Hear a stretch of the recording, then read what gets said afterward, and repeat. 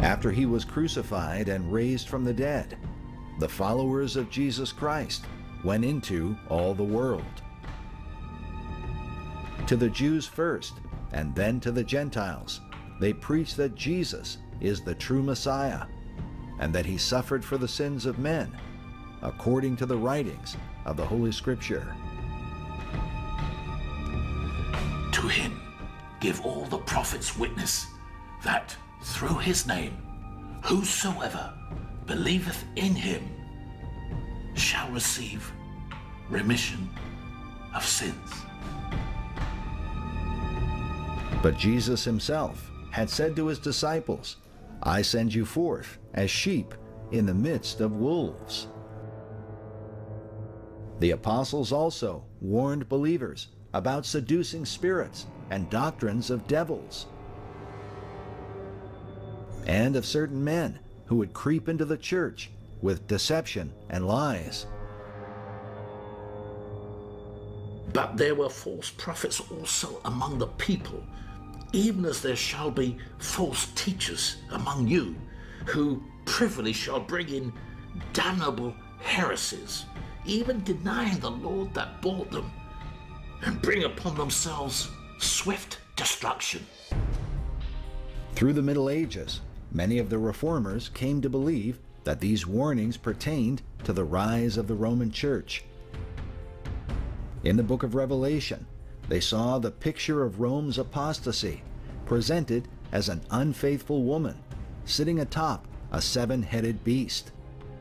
And upon her forehead was a name written, Mystery, Babylon the Great, the mother of harlots and abominations of the earth.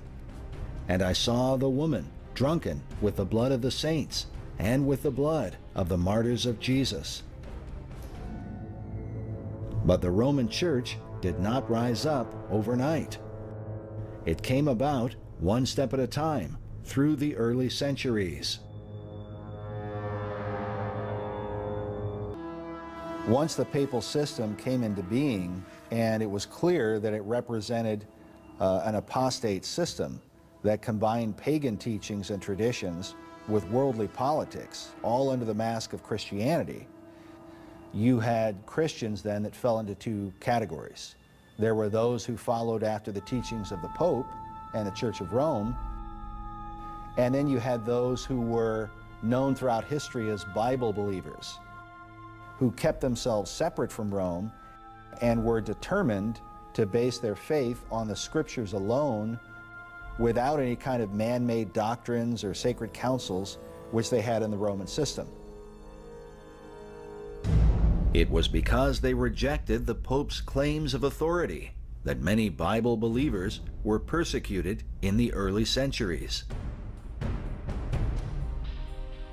English author Adrian Hilton writes that the Roman pseudo-Christianity caused many faithful believers to flee into the mountains of Europe and Asia Minor to escape persecution and death. And there they continued, away from the world's view, as the true Church of Christ. As we said earlier, most of the reformers believed that the charges of heresy against these earlier groups were falsely created by Rome to justify her persecutions. Yet most Protestant historians believe that the Waldenses and the Albigenses were forerunners of the Reformation.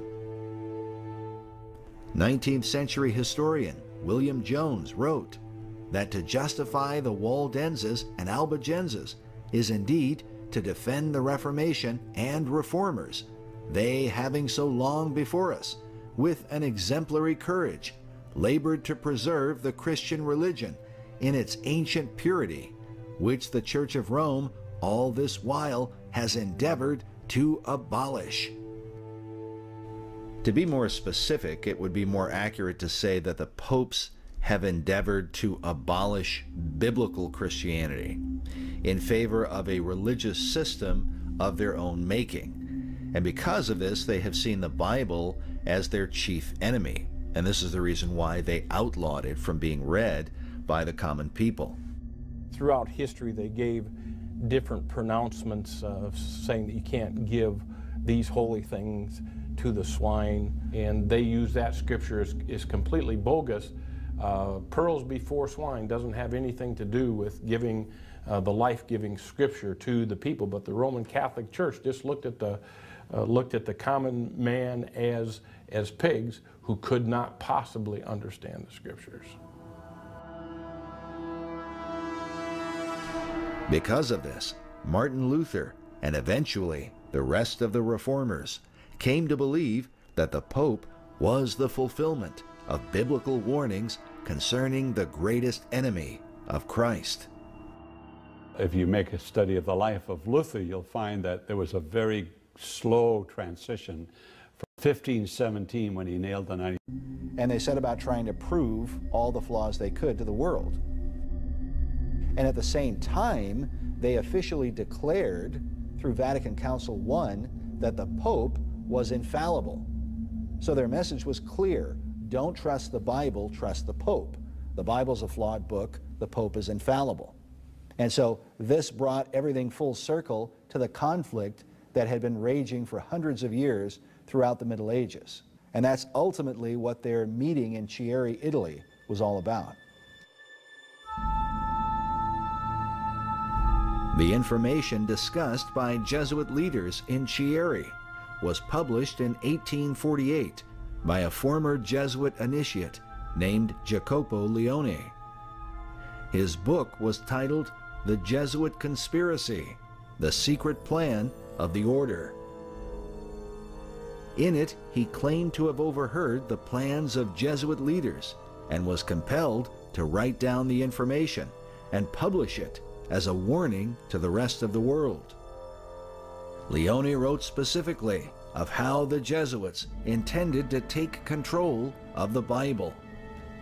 Allegedly, they said, "Then the Bible, that serpent which, with head erect and eyes flashing fire, threatens us with its venom, shall be changed again into a rod as soon as we are able to seize it. O then, mysterious rod, we will not again suffer thee to escape from our hands.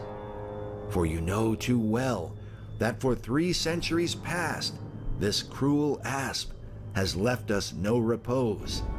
You well know with what folds it entwines us, and with what fangs it gnaws us."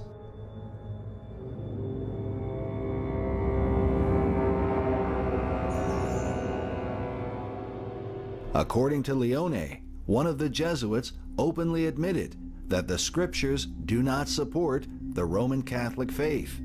Speaking of the Bible, he said, "If I may tell you openly what I think of this book, it is not at all for us.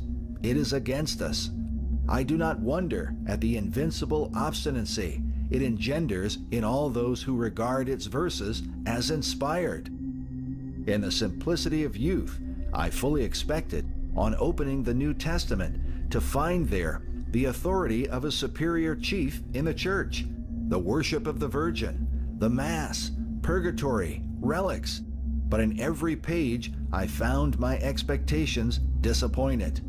At last, after having read at least 6 times over that little book, I was forced to acknowledge to myself that it actually sets forth a system of religion altogether different." What this Jesuit priest acknowledged all the way back in the 19th century is the same thing that the reformers acknowledged. They noticed that the teachings of the Bible and the teachings of the Pope were dramatically different. The difference is that the reformers chose to follow the Bible, while the Jesuits chose to fight against it on behalf of the traditions and power of the Catholic Church. The view of the Jesuits toward the Bible could be likened to that of the ancient Pharisees 2,000 years ago who opposed Christ. As Jesus said of them, "Full well ye reject the commandment of God, that ye may keep your own tradition." And again he said, "In vain they do worship me, teaching for doctrines the commandments of men."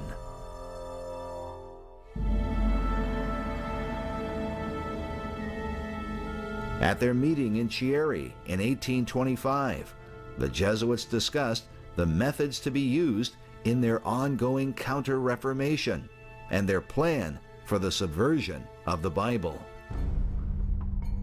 They said specifically that a few breaches made in Protestantism, whether these conversions proceed from genuine motives or whether they be determined by advantageous offers, which shall not be spared if the person be worth the trouble. We ought, by every possible means, to secure the aid of modern thinkers. If they can be induced to write at all in our favor, let us pay them well, either in money or in laudation. The Jesuits, since the Middle Ages, have been known for seducing people outside the Catholic Church, even members of Protestant churches, and making deals with them to help the cause of Rome. And this was especially revealed in the 19th century during what was called the Oxford Movement in England. And it was in the wake of this movement that the Vatican really pushed to try and take control of the Bible. And that's why it's so important to understand what the Oxford Movement was all about. The Oxford Movement was an attempt, effectively, to Romanize the Church of England and to get the Church of England away from the Scriptures, from the King James Bible, and back to the ritualistic practices of Rome. Now, it was done in a very subtle manner. In 1898, a man named Walter Walsh published a book titled The Secret History of the Oxford Movement. In it, he writes about the activities of the Jesuits in England. He recorded the testimony of a former Catholic priest who told him, "In England, there are a greater number of Jesuits than in Italy. There are Jesuits in all classes of society, in Parliament, among the English clergy, among the Protestant laity, even in the higher stations."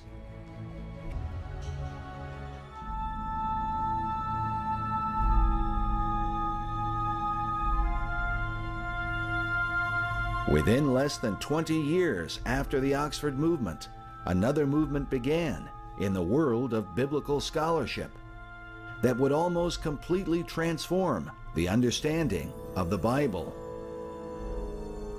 This transformation would be effected by men who were of the Protestant profession, but strangely worked in cooperation with Rome.